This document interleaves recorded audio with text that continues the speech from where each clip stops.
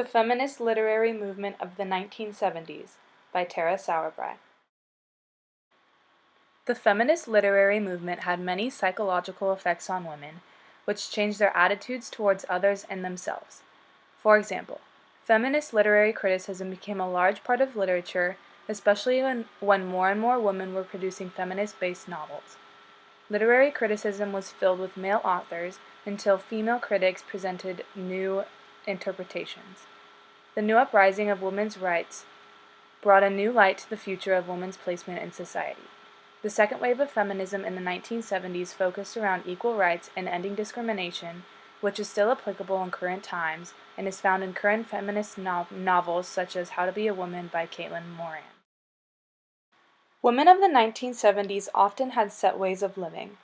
They were expected to marry in their early 20s, start a family, and devote life to homemaking. The feminist movement was a diverse social movement which touched on areas of work experience such as family, sexuality, and work.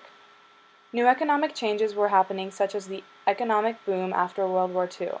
This led to more jobs for women to fulfill. Household technology eased the burden of housemaking, and life expectancies increased dramatically.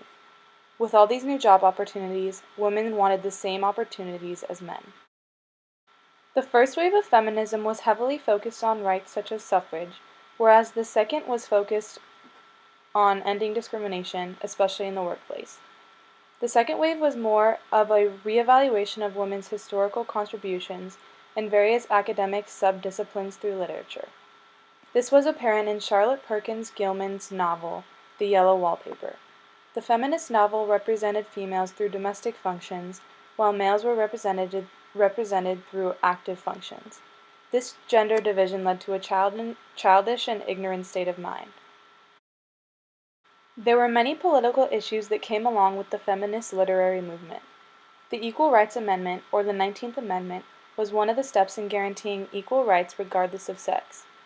However, the deadline was not set, therefore it was never ratified.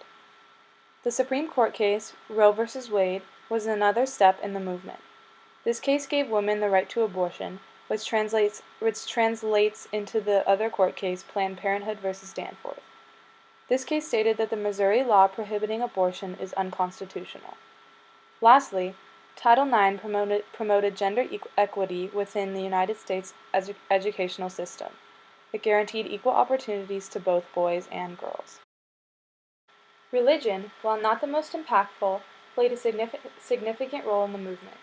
Feminist theology reconsiders tradition, practices, and theologies of religion from a new perspective.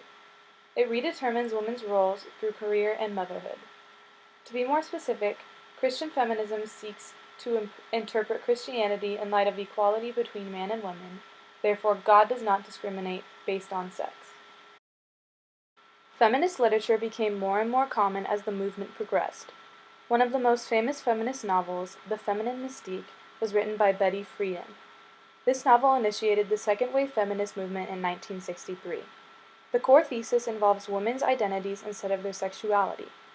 Women were defined by their potential to fulfill their roles as humans and not by their sexuality.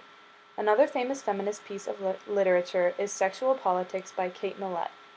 This piece of literature was the first academic perspective on the literary movement and added fuel to the second wave of feminism, but received backlash from men.